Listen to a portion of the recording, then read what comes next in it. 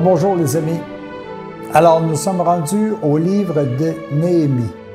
Néhémie est ce laïc qui vient compléter, si vous voulez, Esdras, qui lui est le religieux. Néhémie, c'est un fonctionnaire qui est tout près du roi de Perse et qui demande un jour de retourner à Jérusalem pour protéger Jérusalem. Salomon a reconstruit le temple de Jérusalem. Esdras est venu fortifier davantage les traditions religieuses, de bien expliquer aux gens ce qu'ils doivent faire de beau, de bon, de juste et de louable, d'éviter ce qui est impiété, si vous voulez. Et Néhémie, lui, veut venir préparer dans un premier temps une reconstruction des murs pour protéger le temple qui a été reconstruit par Salomon. Dans le livre de Jérémie, il y a 4 éléments qui sont importants. Dans un premier temps, c'est la préparation de Néhémie, d'où lui vient le fait qu'il doit protéger la vie spirituelle, d'où lui vient le fait que Esdras, le religieux, avec les transformations qu'il a fait autant au plan spirituel, culturel, administratif, comment ça se fait que Néhémie a senti le goût de venir protéger ça? C'est cet appel qu'il a reçu de Dieu. Sur le plan physique, il l'a fait avec la reconstruction des murs. Il a aussi évidemment arrivé à dire comment moi je vais protéger la parole de Dieu, comment je vais protéger l'immense travail qu'Esdras a fait. Les amis, moi, ça m'a porté à me dire, qu'est-ce que moi je fais pour protéger l'enseignement de Jésus qui est venu donner sa vie? Comment je fais pour protéger les valeurs spirituelles qui viennent m'habiter? Moi qui est laïque, est-ce que je n'ai pas un rôle important à jouer? Comme Néhémie, qui est un laïc, qui était présent à la cour du roi de Perse, est venu, dans un premier temps, construire et protéger, pas juste le temple de Jérusalem avec le mur, mais la parole de Dieu. On parle évidemment de cette descendance, cette généalogie qui est dans une généalogie spirituelle de protection de la parole de Dieu. Est-ce que moi, je suis prêt à travailler aussi à protéger la parole de Dieu? Mais pour ça, il faut qu'à ce moment-là, je sois capable d'abord de la comprendre. Et ça, c'est excessivement important.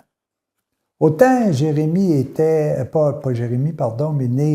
un homme de prière, il a senti à l'intérieur de lui cette puissance-là. Est-ce que moi, par exemple, aujourd'hui, est-ce que je suis prêt à travailler avec l'Église catholique, l'Église de ma paroisse, pour pouvoir continuer à protéger la parole de Dieu, pour pouvoir l'implanter dans ma vie? Ça, je pense que c'est excessivement important.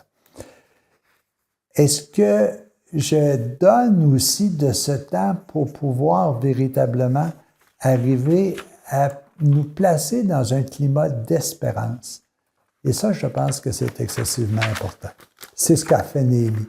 Néhémie a dit, oui, moi j'ai vu le travail qu'Esdras a fait.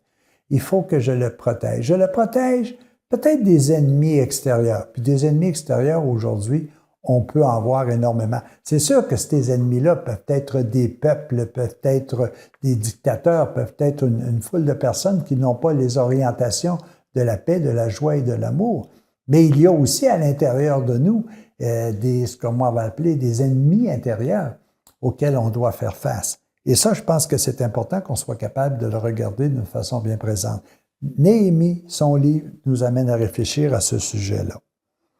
Alors, il faut aimer Dieu. Il faut aimer les valeurs que l'amour nous apporte. Il faut, un peu comme Néhémie, être prêt à, je vais appeler un mot, là, mais se battre, mais être prêt à défendre davantage la parole de Dieu, l'amour. Il faut méditer. Et Néhémie, c'était sa force. Néhémie a médité énormément, jour et nuit même, qu'on disait dans certains cas, pour savoir véritablement qu'est-ce qu'il doit faire. C'est un exemple de compassion véritable. Il n'a pas fait tout simplement que construire et protéger. Il a pris soin des plus faibles que lui. Il a pris soin des pauvres. Il a pris soin, il a réconforté tous ceux et celles qui en avaient besoin. Alors, faisons ça aussi, nous autres. Protéger le plus faible, c'est protéger l'amour.